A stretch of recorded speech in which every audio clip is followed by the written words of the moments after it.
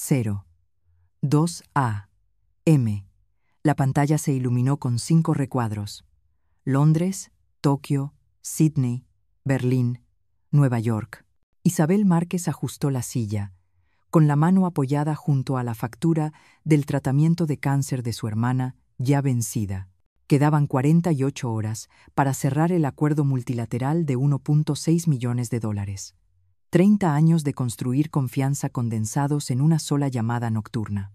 En el recuadro central, Martin Ellsworth se recostaba como si poseyera todo el oxígeno de la reunión. Sin preámbulo, leyó en voz alta una frase que sonaba a trámite de recursos humanos. Con efecto inmediato, su puesto queda terminado. Las palabras cayeron como plomo. Isabel no dijo nada.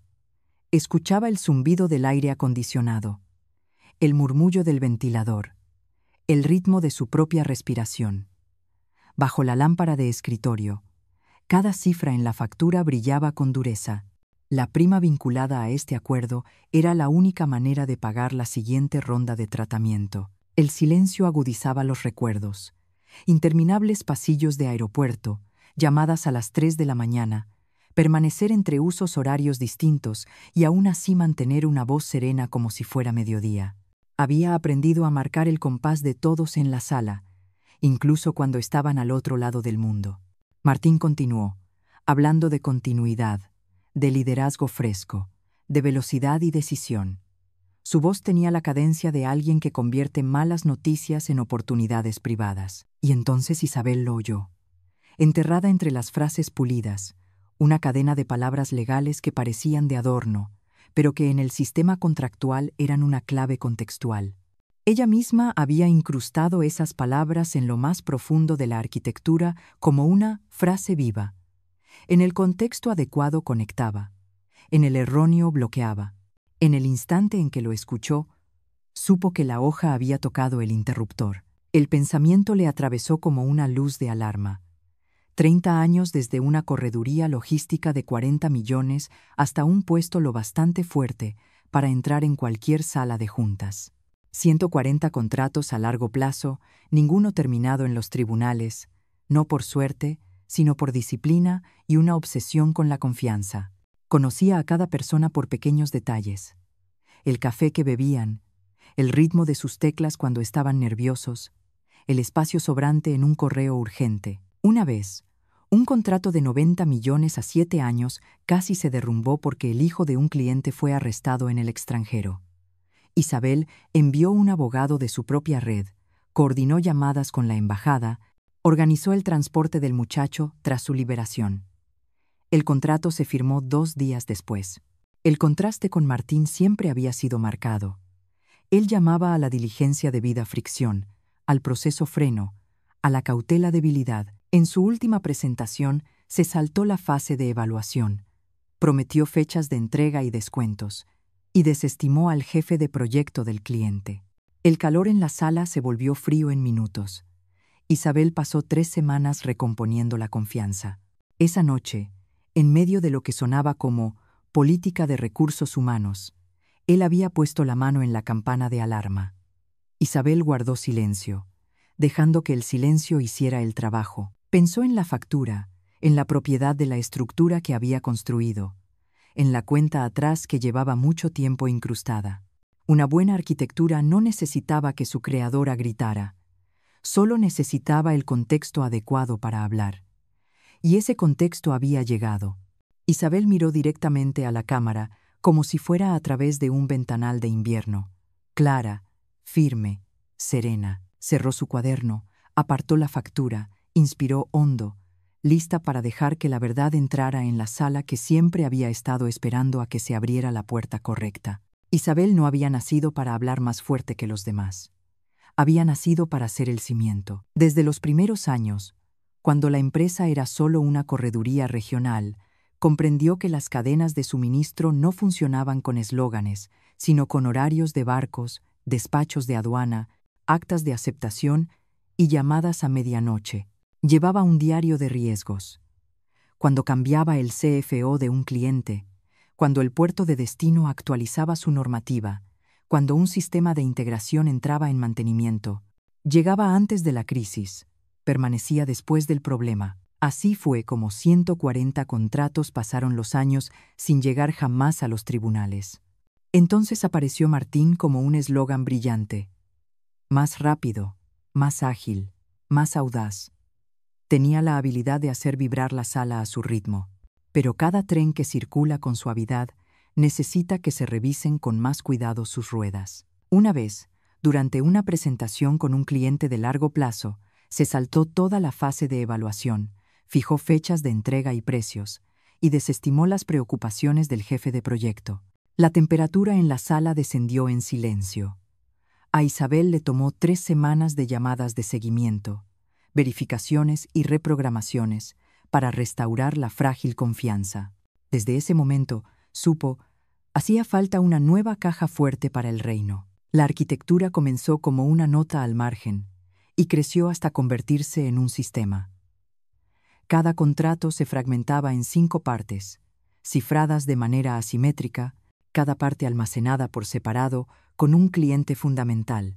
Ninguna pieza significaba nada sin las demás. El único puente era una frase viva, una secuencia ordinaria de palabras, pero que el sistema aceptaba solo cuando se pronunciaba en el contexto correcto.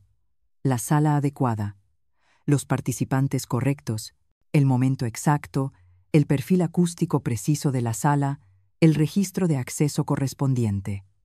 La misma frase, colocada en el entorno equivocado, se convertía en una cuchilla. Isabel nunca alardeaba. Realizaba las renovaciones en una sala cerrada, sin cámaras, sin externos, leyendo la frase clave como un ritual técnico. En algunas ocasiones, Martín asistía, bromeando con que el sistema era mitad Fort Knox, mitad cuento de hadas, pero escuchaba con demasiada atención cada vez que ella hablaba. De esa atención, Isabel comprendió su verdadero deseo: acceder sin la guardiana de la llave. Decidió no ocultarlo, sino aplanar el camino, dejar que el impaciente fuera demasiado lejos por sí mismo. Se añadió una capa de seguro ético. El sistema no castigaba la torpeza, castigaba la arrogancia. Quien considerara el ritual un teatro accionaría la palanca equivocada. Quien tratara el contexto como un accesorio activaría la trampa por sí mismo. Y ella solo necesitaba registrar correos que acortaban evaluaciones, diapositivas que eliminaban verificaciones de fondo, promesas imprudentes para que, cuando lo inevitable ocurriera, la verdad ya tuviera su diario. Aquella noche, en medio de un anuncio de personal, Martín recitó casualmente la secuencia exacta en el lugar equivocado. Isabel supo que la máquina había recibido la señal. Permaneció en silencio. La arquitectura hizo lo que había nacido para hacer: proteger el reino. El sistema de Isabel no era un muro alto, era una red de anclas. Después de presenciar cómo un rival perdía miles de millones porque una contraseña se filtró en una feria tecnológica, juró no dejar nunca que su futuro dependiera de la suerte o de la discreción de alguien. Así nació la frase viva. No estaba guardada en papel, no estaba incrustada en el código. Solo existía como un ritual, ligado al contexto y verificado a través de múltiples capas de sensores. El objetivo no era dejar a los demás indefensos, sino obligar a todos a respetar el mismo proceso. Los 5 clientes fundamentales poseían cada uno un fragmento cifrado del contrato. En circunstancias normales, todo fluía como si no existiera nada especial. Solo al cerrar o renovar se pronunciaba la frase viva en una sala técnica sellada. Entonces, el puente se abría y las 5 piezas ocultas se unían en un documento legal vinculante. Si la frase viva se pronunciaba en otro lugar, los fragmentos se retiraban de inmediato a posiciones seguras. Sin dramatismo, solo mecánica fría.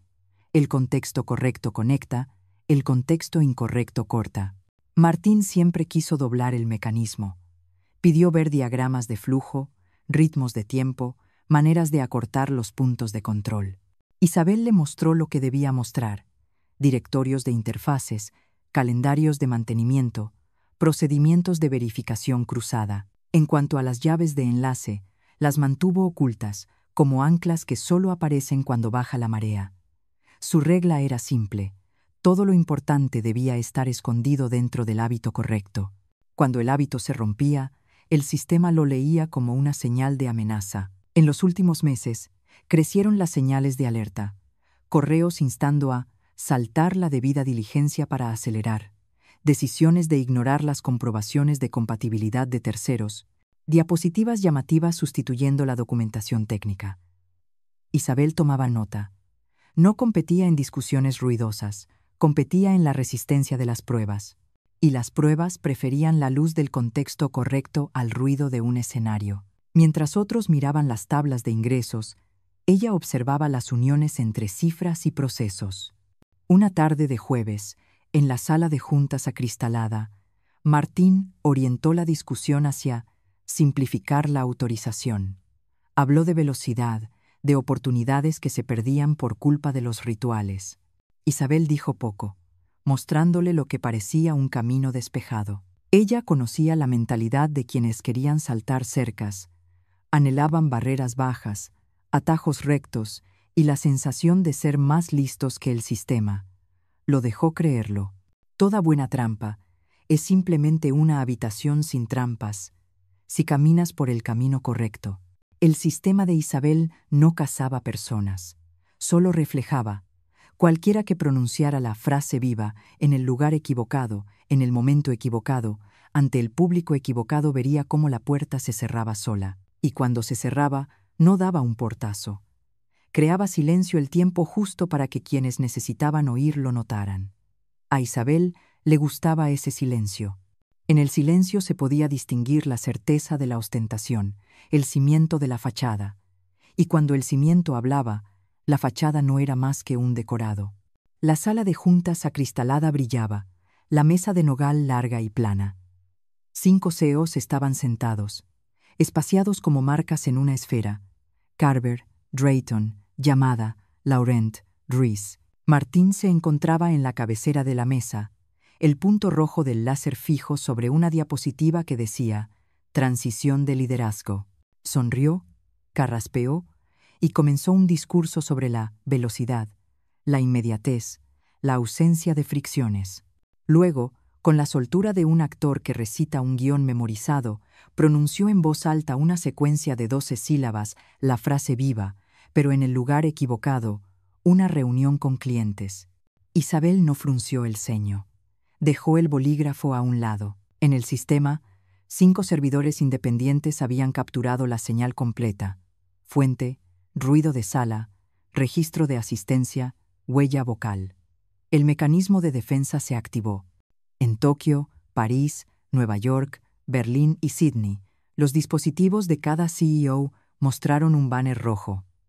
Estado del contrato. Inactivo. Se requiere reautorización. El silencio se espesó, aterciopelado. Yamada giró ligeramente la muñeca, deslizando la pantalla. Laurent bajó sus gafas para mirar con más detalle. Carver empujó su tableta hacia el centro de la mesa como si colocara una carta. Martín continuó hablando de un futuro sin demoras. Pero el viento ya había cambiado. Drayton entrelazó las manos frente al pecho. Sus ojos ya no seguían las diapositivas. Ruiz se recostó, el tacón de su zapato marcando un leve compás bajo la mesa. Isabel miró la superficie pulida de la mesa y vio el reflejo de un hombre que acababa de quitar su propio seguro. No necesitaba explicación. La arquitectura estaba haciendo su trabajo. Sin alarmas, sin alboroto, solo el cambio de gravedad en una sola sala. «Señor Ellsworth, ¿por qué mi contrato aparece como no válido?», preguntó Yamada, con un tono plano, ni alto ni bajo. Martín parpadeó. «Quizá un fallo poco común», respondió, prometiendo apresuradamente que el equipo técnico lo está resolviendo. Pero no existe lo poco común cuando 5 contratos independientes muestran el mismo estado. Laurent habló despacio. 5 contratos, al mismo tiempo. Las tabletas yacían silenciosas pero pesadas. El discurso de Martín ahora sonaba como música de fondo mal colocada en la escena. Tras la reunión, la sala de prensa estaba abarrotada. Martín se plantó ante los micrófonos, sonrisa recuperada. «El problema ha sido resuelto por completo. Todos los contratos están activos. Imágenes cálidas de la empresa se proyectaban en la pantalla detrás, como un documental de relleno. El precio de las acciones en caída se ralentizó, el volumen de ventas se redujo. Dentro del edificio, el equipo de marketing descorchó champaña, un pop apagado resonando por el pasillo. Isabel estaba en el entresuelo, la mano apoyada en la barandilla de cristal, observando la ilusión de calma. Ella sabía que lo desplegado no era más que una simulación de interfaz, un estado verde sin fundamento legal. En todas las jurisdicciones que importaban, los contratos estaban muertos. El suelo parecía firme solo porque la gente quería creerlo. Pero las grietas ya estaban ahí, ensanchándose bajo la alfombra. Algunos directivos evitaban cruzar miradas. Algunos inversores hablaban en frases cortas. Esta calma era la pausa antes de la segunda ola. Al caer la noche, Isabel abrió su cuaderno. Escribió 3 líneas. Secuencia de 12 sílabas. Banner rojo. Simulación de interfaz. No necesitaba más palabras. Esas líneas bastaban para reconstruir la secuencia si alguna vez fuera necesario. Apagó la luz, dejando que su sombra se deslizara por el cristal como alguien que se retira de un escenario. En su mente, la puerta ya se había abierto a la siguiente escena. Una llamada privada, sin servidores de la empresa, sin grabaciones, solo con aquellos que tenían el verdadero poder de decidir. A la mañana siguiente, el canal financiero repitió la rueda de prensa de Martín con el titular: Crisis resuelta, contratos seguros. La caída de las acciones se detuvo. Los empleados respiraron aliviados, y el departamento de marketing incluso descorchó champán. La atmósfera se sentía como la de después de una tormenta falsa, todos convencidos de que el cielo había vuelto a ser azul. Pero Isabel sabía la verdad. Lo que veían era solo una capa de pintura. La simulación de la interfaz había cambiado las luces de rojo a verde, pero en el sistema legal todos los contratos seguían marcados como nulos, pendientes de reautorización. La ley no podía ser engañada por los colores de una pantalla. Escuchó las risas de los jóvenes analistas observando los gráficos de recuperación. Su trabajo era leer los precios, mientras que el de ella era leer los cimientos.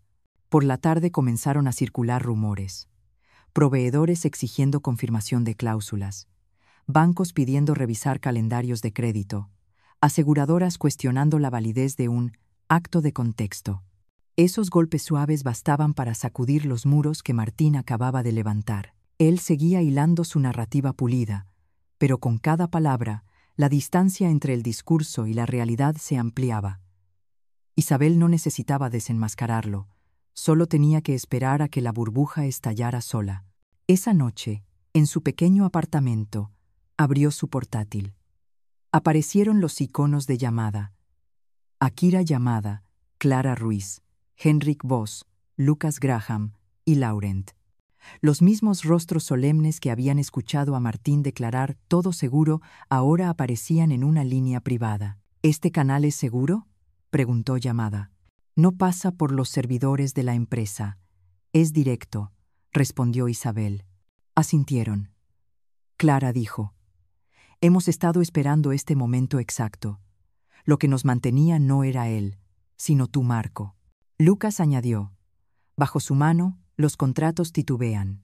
Bajo la tuya, se mantienen firmes. Vos habló despacio. Te seguiremos.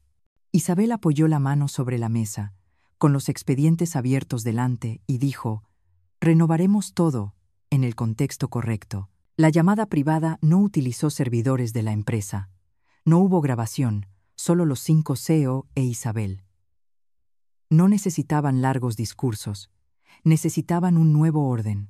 Isabel expuso la estructura de los contratos reconstruidos. La cláusula que salvaguardaba la propiedad intelectual, el marco de autenticación contextual, el calendario de renovaciones, el mecanismo de fragmentación y reunificación, la regla para cuando la frase viva se pronunciara en el lugar equivocado. Cada punto venía acompañado de su razón y un registro adjunto. Nadie discutió. Hicieron preguntas breves y punzantes, directas al núcleo. Validez multijurisdiccional, tiempo de recuperación, Responsabilidad compartida.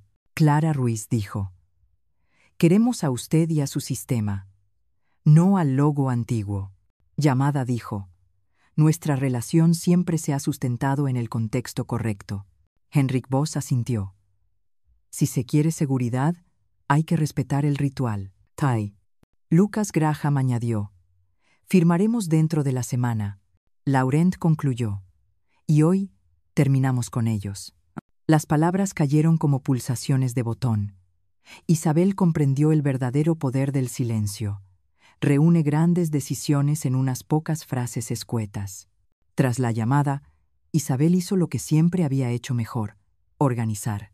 Envió el paquete de borradores, programó sesiones técnicas, asignó a un pequeño equipo para revisar registros de audio, registros del sistema y bases legales. Eligió una oficina temporal con paredes de cristal y luz natural, y pegó en la puerta una nota manuscrita: el contexto es el telón de fondo de la seguridad. Un joven ingeniero rió y tomó una foto. El primer mensaje llegó de Ruiz: he revisado el borrador. Sin cambios. Tumai. Isabel se reunió con su abogado privado. Juntos revisaron cada línea sobre la propiedad del sistema, el alcance del servicio, los límites de responsabilidad, la cláusula de rescisión por pérdida de contexto.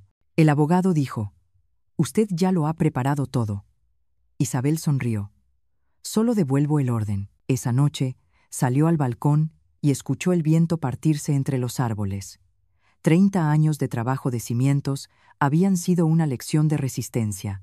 Ahora, simplemente trasladaba esos cimientos a una casa que llevaba su propio nombre. 3 días después, se firmó el primer protocolo. En una semana los 5, sin ruedas de prensa, sin juramentos, solo firmas, registros y la línea de estado activo en el contexto correcto. Isabel envió a cada parte una hoja de una página titulada Mantenimiento del contexto, con 3 líneas. Sala correcta, persona correcta, momento correcto. La pequeña hoja se colgó en los tablones de 5 oficinas en 5 usos horarios. Quienes pasaban podían leerla o no, pero el sistema siempre lo haría. Cuando todo estuvo en marcha, Isabel se permitió mediodía libre.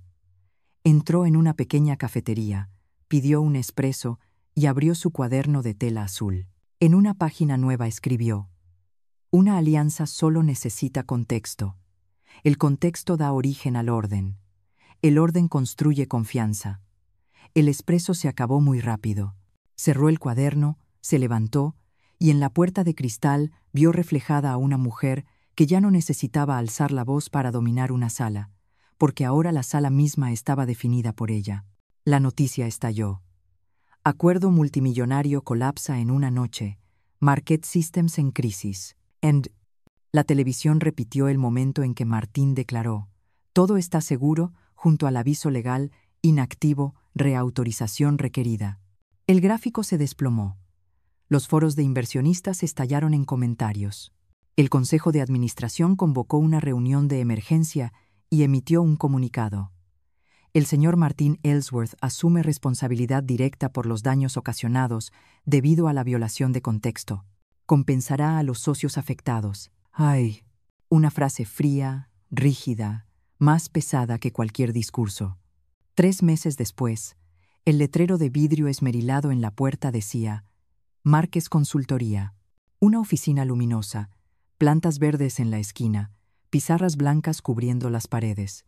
5 grandes clientes ya en órbita. Los nuevos contratos respetaban el marco, preservaban la propiedad intelectual, programaban renovaciones como citas médicas familiares. En la fecha justa, con la persona indicada, en la sala correcta. Los ingresos eran mejores que antes, pero la mayor riqueza era la propiedad, la certeza serena de que cada firma llevaba su nombre, sin ser arrancada de su contexto por nadie más. Dentro había una placa de bronce, grabada en español: Nunca despidas a quien tiene la llave de tu reino. Isabel recorrió su borde con la yema de los dedos, el peso frío como un punto final cayendo en el lugar correcto. Sonrió. No era venganza. Era la gramática de la justicia. Un sujeto claro, un predicado preciso, un contexto intacto. Cuando las tres cosas están en su sitio, la historia escribe por sí sola su final. Aquella tarde, Isabel caminó por el pasillo, rozando con la mano el vidrio que llevaba su nombre. Pensó en la factura hospitalaria que una vez había reposado junto a su teclado en la llamada de medianoche a las 02, en las 12 sílabas, en los banners rojos que brillaron en 5 dispositivos, en la rueda de prensa iluminada de verde, pero sin base. Todo se alineaba en una sola lección: no hay seguridad sin contexto. Regresó a su despacho, abrió un cuaderno de tapa azul y escribió 4 palabras: mantén firme la base. Luego apagó la luz, dejando que la puerta de vidrio se cerrara suavemente como una promesa cumplida.